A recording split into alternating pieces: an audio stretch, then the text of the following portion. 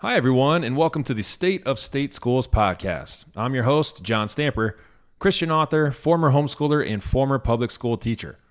Once a week, I'll give a quick recap of the most important headlines in education and pull back the curtain on what's really happening in our kids' schools. If you're a teacher, parent, or homeschool family, this podcast is for you. Thanks for listening, and let's get started. Hello, everybody. Welcome to episode number 40. Here's what I'll be talking about in this episode. A Virginia school district is being sued over its racially divisive curriculum. I'll be talking about California Assembly Bill 1078, and a public school superintendent says he will not support pornographic materials in his schools. Story number one, in Virginia, 5 families have joined together to file a lawsuit against the Albemarle County Public Schools. This is in the Charlottesville area. The families claim the school district was indoctrinating students with a racially divisive curriculum and were compelling students to say they agree with it. This lawsuit was actually dismissed last year by a lower court, so the families appealed that decision, and the oral arguments for that appeal were just held last week. So basically, this suit has been going on for a few years now. Let's get into what the school was actually teaching so all of you teachers and parents out there can know what to keep an eye out for in your own schools. First, in 2019, the school district implemented a new quote-unquote anti-racism policy. And if you read through it, you'll see the words diversity, equity, and inclusion on just about every line. The point of the whole policy was to create, a policy to fight racism, which sounds positive, of course. Racism is wrong. But as is often the case with these policies, this is their starting point. Okay, this is where they start. Communities of color are being oppressed by white people. That's what they base this whole policy off of. Communities of color, quote unquote, are being oppressed by white people. And that systemic racism and racist institutions only exist to serve white people. They describe this in the policy. So, according to them, to fight racism, they have to draw sweeping conclusions about one group of people solely based on their skin color. This is also known as racism. One strategy used in this quote-unquote anti-racism policy was to use restorative justice to discipline students instead of school suspensions, for example. The idea was that restorative justice would reduce racial disparities within school discipline. Apparently, white students weren't being suspended at a high enough rate.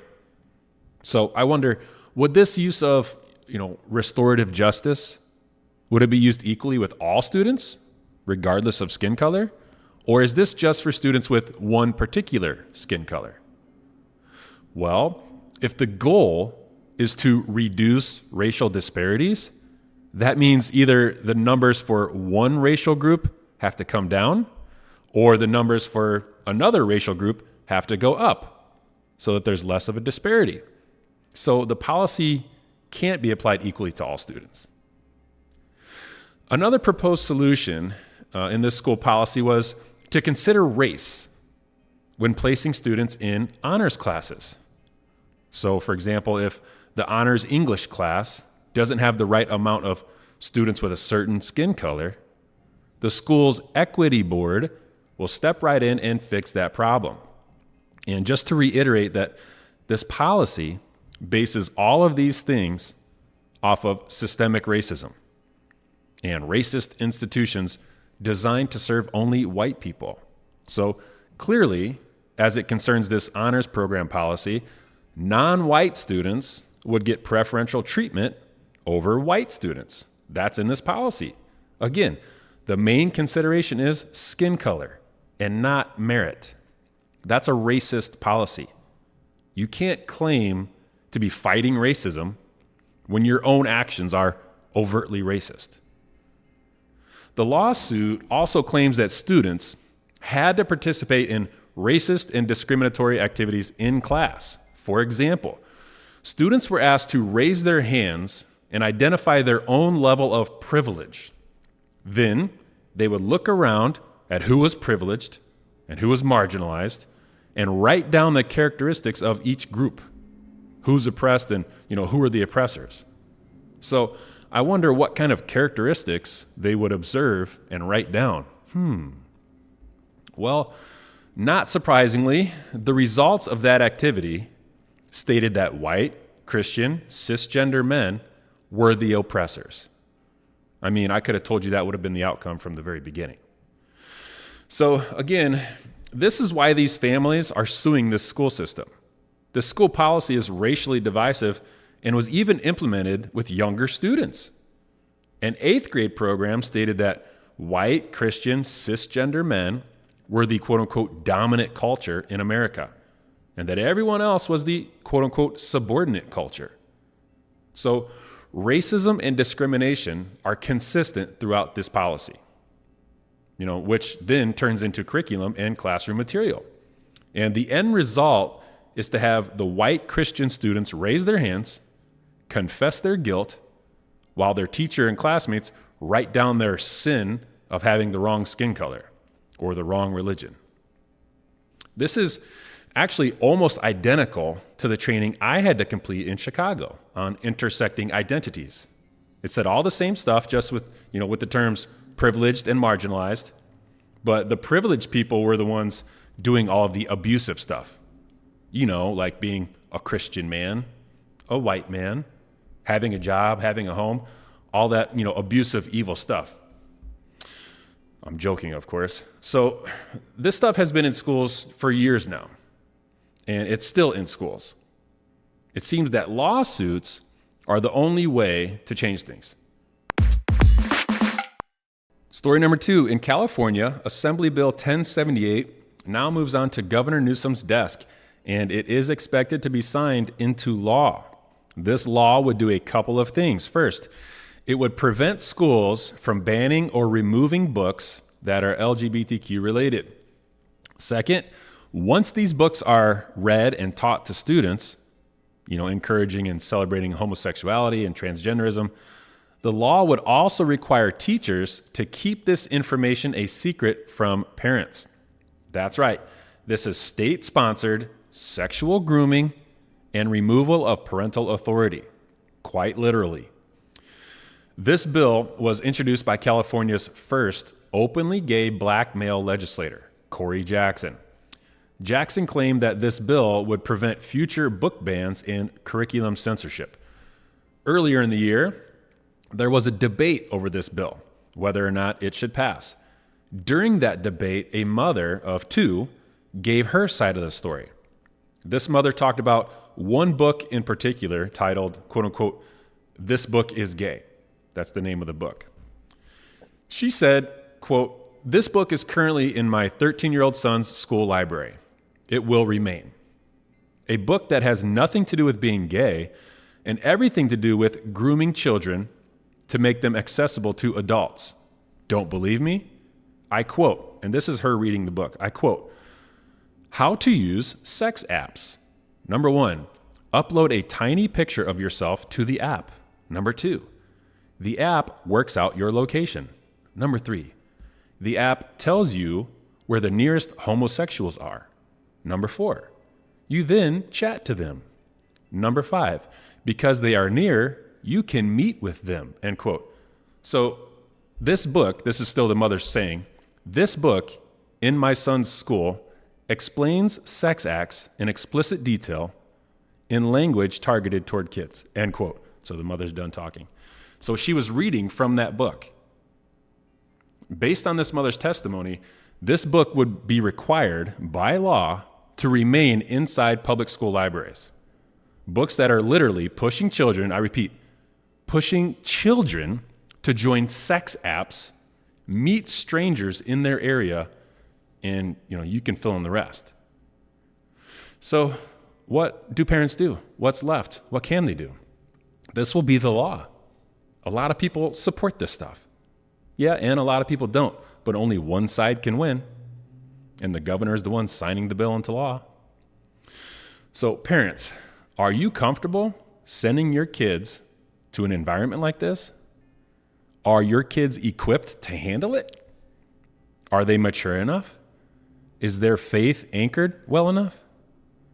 Have your children ever had to stand up to a building full of hostile adults and peers, stand their ground, and convincingly state their case? Have your kids ever had to do that? Have you ever had to do that? This is why I say pull your kids out of the public schools. I understand as adults, you may not be able to, leave your teaching career if you're a teacher, or maybe God's called you to a specific work in the public schools. I don't know. That's between you and God.